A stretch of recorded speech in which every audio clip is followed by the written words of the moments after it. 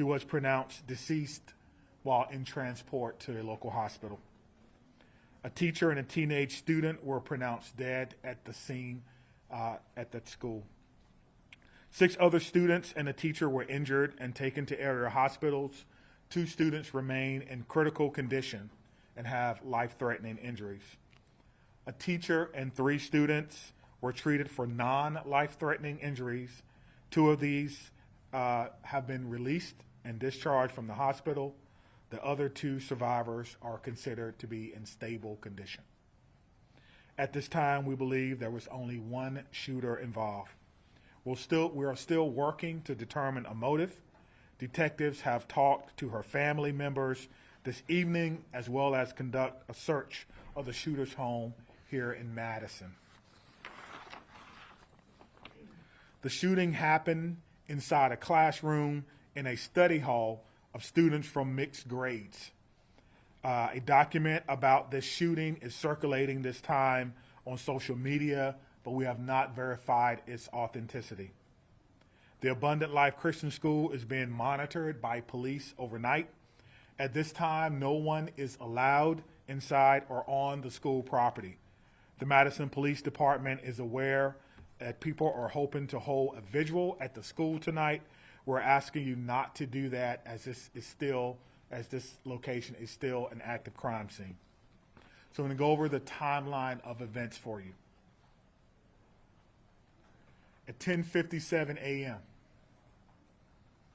a second grade student called 911 to report a shooting had occurred at school. Don't let that soak in for a minute. A second grade student called 911 at 10:57 a.m. to report a shooting at school. Officers were dispatched to the school at 10:57. A deputy with the Dane County Sheriff's Office was the first officer to arrive on the scene at 11 a.m. 24 seconds later, the first Madison police officer arrived on the scene at 11:01 and immediately entered the school. Officers bravely entered the building as soon as they arrived, not knowing what they were going to encounter. At 11:05, officers inside the school alerted people that the shooter was down and that a gun had been recovered. At 11:05, the Madison Police Department also began setting up for parents and guardians at what we briefly described earlier for you as a reunification center that occurred at 11:05. The Madison Fire Department was dispatched to the scene at the same time. They arrived at 11:05 and began linking up with officers who were also inside, and they were instrumental with providing aid to victims who were suffering from gunshot wounds, potentially saving lives. The first public notice about the shooting was posted on the Madison Police Department Incident Report website at 11:13 a.m. Officers began clearing the school building at 11:14, and bomb dogs started to clear the facility at 11:23 a.m. The Madison Fire Department began transporting patients at 11:26. Again, we want to stress that EMS arrived on the scene at 11:05, immediately connecting with officers to enter the scene, not knowing what they were going to experience. Press briefings occurred at 12:15, 12:30, 5:30, and now at 8:30 p.m. Central Standard Time. Let's talk a little bit about our law enforcement and our community partners. Multiple agencies assisted with the response to the shooting. The Madison Fire Department and several other Dane County and EMS agencies, the Dane County Sheriff's Office, the University of Wisconsin Police Department, the FBI, the ATF, all have played major roles in our response and in our investigation. We also want to acknowledge UW Hospital as well as St. Mary's Hospital for their work in treating the survivors of today's school shooting. Community resources. There are resources available to anyone needing help or needing someone to talk to. The Crime Response Unit with the Dane County District Attorney's Office have been mobilized. This is a group of people who are trained to help victims of mass violent incidents. This group is made up of social workers, attorneys, victims, professionals, former law enforcement, and other stakeholders in our community. If you need assistance, you can contact the Crime Response Program between 8 and 5 during the daytime. I'll give that number again, 608-284-6908, and you can reach them after hours at 608-376-0164. 608-376-0164 after hours. The Wisconsin Department of Justice's Office of School Safety and Office of Crime Victim Services are also providing resources during this critical time. Their Critical Incident Response Team program is designed to minimize the psychological impact of a school critical incident and helps to provide long-term mental care long after this is over. And I don't know how we can minimize what has happened today, but we're going to do the best we can to provide services for all of these children and staff. We cannot forget the staff who bravely took care of their students during this harrowing time. We also want to thank employees of the Dean Healthcare, which we spoke about before. Again, the clinic shut down for the day, and employees assisted with our unification process. We've also seen an outpouring of support from various community groups and businesses: Twisted Ground Coffee, Greenbush Bakery, Ian's Pizza, Culver's, Mission Barbecue, Starbucks, Salvation Army, and all who donated food for the Unification Center so our children could get fed and be taken care of while they waited to be unified with their loved ones. So a lot has gone on today. I can tell you that it's not over. I can tell you that our officers and our detectives and our investigators will have to be told to go home. No one is thinking about going home right now. They're going to still work as long as they can to find as much information as they can. Obviously, we want to have some daylight tomorrow, so the crime scene is locked down at this particular time, but the officers and detectives and investigators continue to work. This has been a rough day for our city. This has been a sad day. This is going to be a day that will be etched in the collective minds and memories of all those from Madison. It's been a long day for you as well. Thank you for covering it, trying to get the information out to the public as early and as often as we can. And with that, we'll take any questions. All right, Laura, do you want to go first? Sure. So there is a Google Doc that is locked that has been circulating on social media. People are saying that is the manifesto of the shooter. Are you able to talk about that at all? Yeah, we haven't been able to verify that it's authentic. We're certainly aware that it's been posted, and the person who posted it alleged to have a connection with the victim. We have not located him yet, so I cannot say whether or not that's something that she was a part of. As soon as we can, we'll let you know. The good news is we have shared that with our partners, with the FBI, and so we're certainly looking into some of the things that were written in that particular document. Madison? Right over here. Could you just recap those numbers one last time for us on the injuries and the deaths? Sure. That they were, there was some discrepancy there. Okay. Ready? Yes. All right. 3 people, including the shooter, are dead. Identified the shooter for you. A teacher and a teenage student were pronounced dead at the scene. 6 other students and a teacher were injured and taken to area hospitals. 2 students remain in critical condition and have life-threatening injuries. A teacher and 3 students were treated for non-life-threatening injuries, and 2 of those have been released or discharged from the area hospital. I'm just going to jump in. It's 2 students in critical condition, and then 4, including a teacher, and 3 students with those non-life-threatening injuries. Thank you. Lucas from the State Journal. How did this 15-year-old get a hold of this a good question. How does any 15-year-old get a hold of a gun, or anyone for that matter? You get into the philosophical question about guns and gun safety, something that we all should be talking to our loved ones about. That's something that will be a part of this investigation.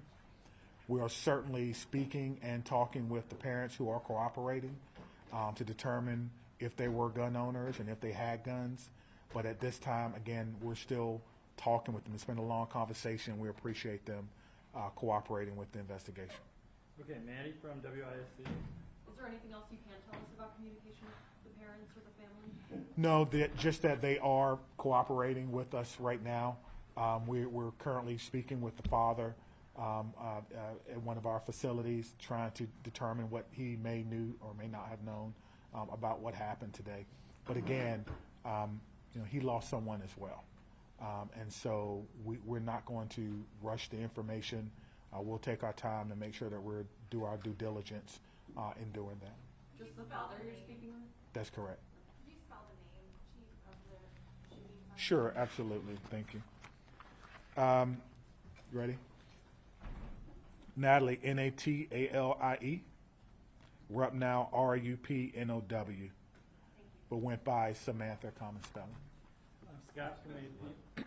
Went by Samantha, common spelling. Chief, you said the shooting was in the study hall. Was it all self-contained within that room, including the shooter? Was the shooter in that study hall? Again, I have not been to the crime scene. I was told that it occurred in study hall or during study hall. So there's different students, obviously you can imagine, from different grades that were in there. I have not seen the physical inside of it to be able to answer that question. All right, Tabitha from Chief, it's unfortunately notable that a second grader was the one who made that 911 call. Are you able to share with us, that conversation with that second grader and what parents can do as far as talking to their kids about this? Great. So I'll start with the first thing. What I can share with you is that our 911 dispatch communicators are trained to talk to children. We've talked children through parents choking. We've talked children through CPR and a variety of other things, even giving birth, believe it or not. So they are trained to do that.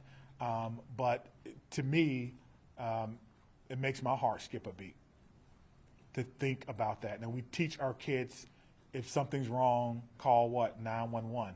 And so the child was able to do that. Give me your second question again, please. Yeah, when it comes to terms of parents talking to their children about this, specifically about what happened today, but then also, calling 911. Yep. So the message for parents, for me, is simple. It's the same thing that I would tell my children. Listen to the instruction of the adults in the room. Run, find somewhere to hide, find some cover, find something that may shield or guard you. But the most important thing is listen to the adults in the room, because they've gone through the training to perhaps keep everyone as safe as they possibly can. PD from Wisconsin one. Chief, there's been a lot of misinformation online, including from prominent Moms for Liberty activists in Wisconsin, claiming that the shooter was transgender, which is a reaction that we see across the country in wake of mass shootings, to claim that trans people are dangerous. Can you respond to that directly in regards to this? Yeah, I don't know whether Natalie was transgender or not. And quite frankly, I don't think that's even important. I don't think that's important at all. I don't think that whatever happened today has anything to do with how she or he or they may have wanted to identify. And I wish people would kind of leave their own personal biases out of this. We have people who showed up to work today to help kids be better who are not going home. And we have lost members of our community who are children, including the shooter. So whether or not she was, he was, they were transgender is something that may come out later. But for what we're doing right now, today, literally 8 hours after a mass shooting in a school in Madison, it is of no consequence at this time. And so I would encourage people to be responsible with your social media. I won't go into some of the things that I've seen on social media, that quite frankly are incorrect, that are not true, that are just not helping at all. And I choose not to breathe life into that because it's negative and we don't need it right now. We need to come together as a community and heal and try to wrap our arms around those who survived yet another school shooting in Madison. And that's where my focus will be for the very near future. Adam from CBS, Defeat. Right here in the middle. Question for Trish. A few weeks ago, we spoke after the Kenosha incident in which the student actually, it was not a real gun. But we talked about copycats. What is the DOJ doing in the next couple of weeks? Even Chief Barnes or even Special Agent in Charge Hensel about the next few weeks, copycats or possible threats? Thanks for that question. Trish Kilpin, Wisconsin DOJ Office of School Safety Director. It is true that in light of school shootings, we also see an uptick, a contagion effect of other school threats. Today in Suso is our Speak Up, Speak Out Wisconsin tip line where people can report concerns. We have seen an increase in planned school attack tips.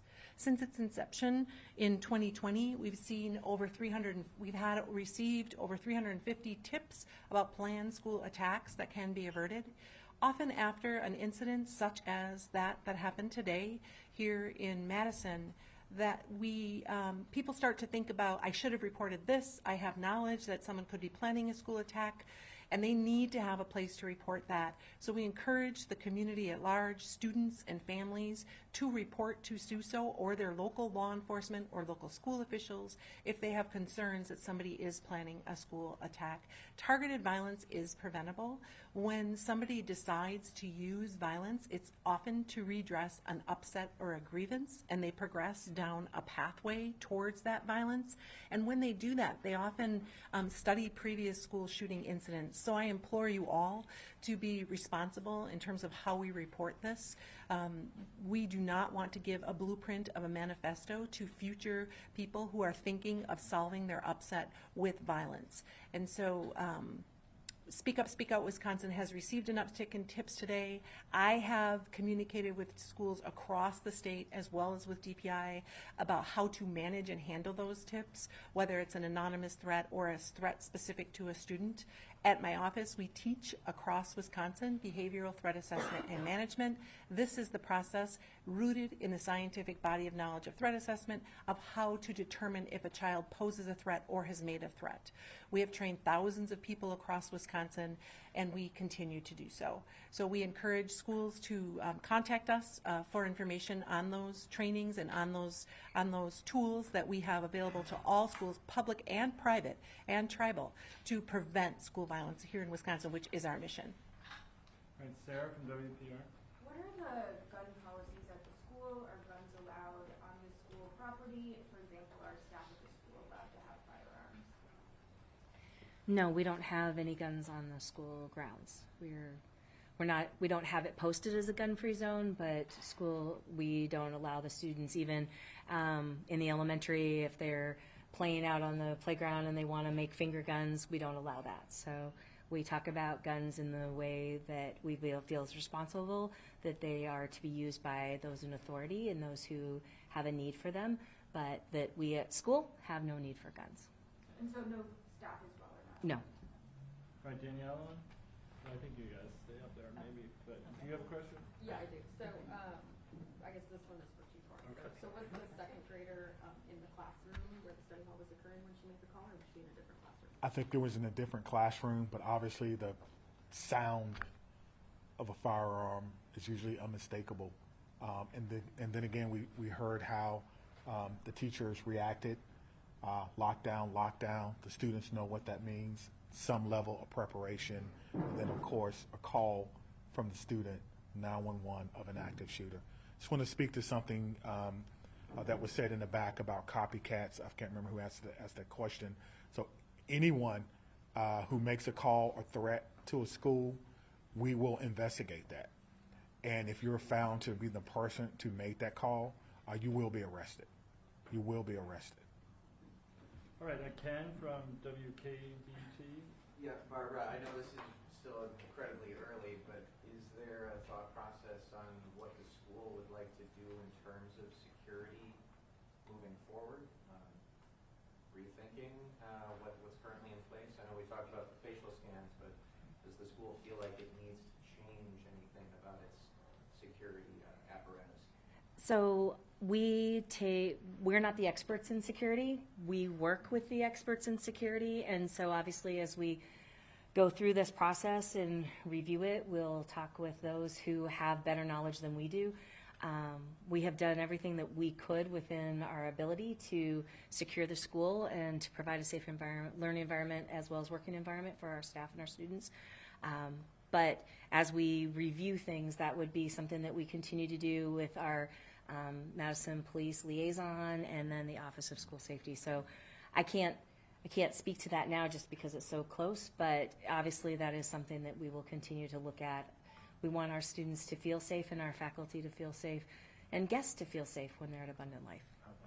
Jenna? Let me just speak to that again. We stated this earlier, there'll be an after-action report where our police department, fire department, all those who were involved will sit down and we'll go through this event. And so the after-action report is not to find fault. It's not to find liability. It's to find areas for improvement for everyone. If there is a recommendation to be made, we will make that recommendation. But this does not a recommendation to be made. We won't do that. But we will look to see what we can do as a form of continuous improvement. I think that's very important. Can you talk about the gun that was used? I can't. I haven't seen it. It's obviously, it may still be on property because you have to be very careful about how we take things from the scene and how we document those. But I know it's a handgun, but I cannot tell you any other characteristics of it at this time. All right, Jenna? I'm sorry. Was Natalie on your radar at all, on NPD's radar, and have you ever had any sort of interaction with her previous to today? I don't know if we've ever had any interaction with her to today. That's something that our intelligence analysts will be looking at and going through. Again, we've recently made the positive ID, and so that will be part of the investigation. To my knowledge, I'm not aware that we've had any issues with her. I think if there were, we certainly would have had some type of intervention, but I'm not aware of that. But again, that's part of the investigation. We have a criminal intelligence section, and part of their job is to kind of do background on people and where they are. And in addition to that, we also have some resources from the FBI, just in case people live other places, right? Not just in Madison. And so we're trying to put it together. I think that's what you're trying to get at. What do we know about this person? All right, we'll get back to you, but Okay. one of you from ABC? All right. Is there any additional information that you can give to us on Natalie? What her academic record, disciplinary record, if any? Was she integrated into school? Did she have friends? Is there any color you can share with us on, if there were signs of bullying or anything like that? Yeah, so obviously that may be a question from the school, but I don't think they can answer that right now. She is a child, and so you're asking about, some personal and private things about them, but I don't think they would be at liberty to share at this time. But certainly if she has friends, people will say what they think about her, but just be careful with that information and sharing that. Again, she's still a child, and so some of those information we will not be able to share with you. Okay, Whitney from CNN? We've covered, several cases recently where parents are eventually charged. Are you questioning a parent with the, there might be potential charges for the parents? No, the parents are fully cooperating. We have no reason to believe that they have committed a crime at this time. Mills? As far as the suspect goes, do you know if she planned the attack? And then also, too, do you know if she lived with both her parents or one? Yeah, again, that goes to motivation, which we are not fully aware of at this particular time, and whether or not who she lives with. That kind of speaks to some of her personal attributes, which I'm not going to discuss at this time. Do you believe she planned this? I do not know. I do not know. All right, Ashley from WI. Can you tell us at all what may have been recovered in the search of the shooter's home, and also what grade was she in? I'm not sure what grade she was in, but they're still searching, and so they're still going through evidence in the home, and so we do not have a complete list of the things that were collected from the home. Again, that was done with the consent of the parents. Earlier, we talked about a search warrant. We did not have to execute that search warrant because we had the full cooperation of the parents. Were there any weapons? Again, that would speak to what was collected, and I don't not know what was collected because I believe they're still working to go through that home. All right, Blake? Chief, back here, can you confirm at this point in the investigation if the home on Delaware Boulevard is the suspected shooter's home? Yes.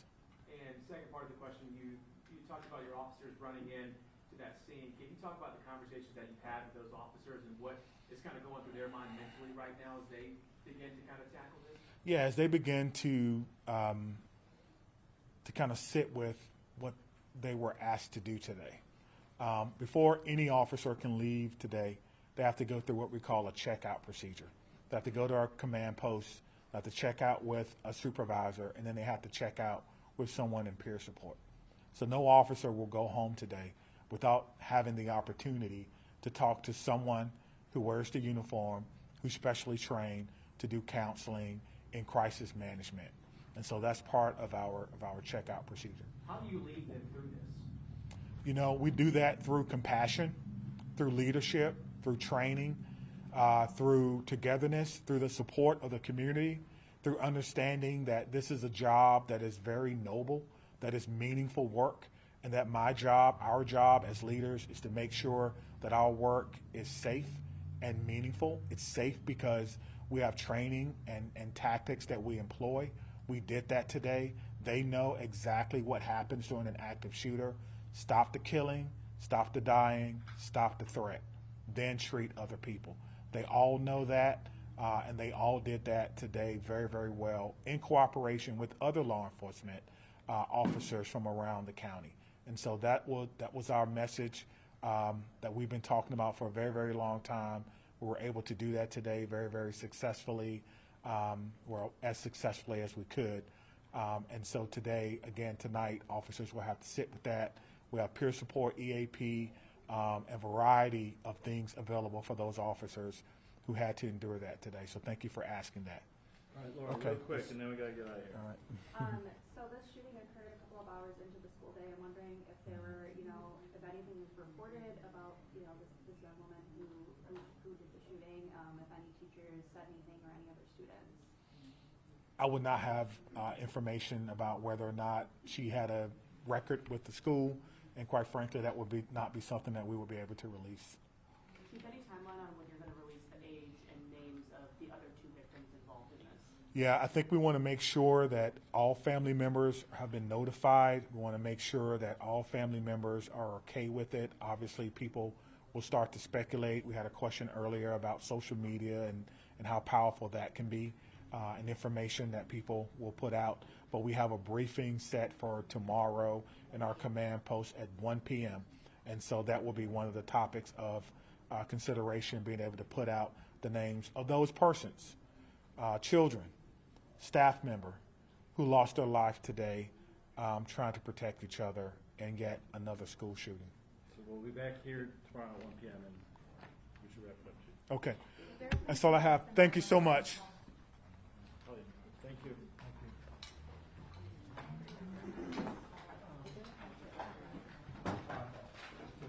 Hi. Can I get on your email list for media? It's just my last name at nytimes.com. Bosman. Absolutely. I'll send it to Stephanie too. Okay. And I will say I'm not updating the MPD incident report list or the media list this week. All updates will come through our incident report website.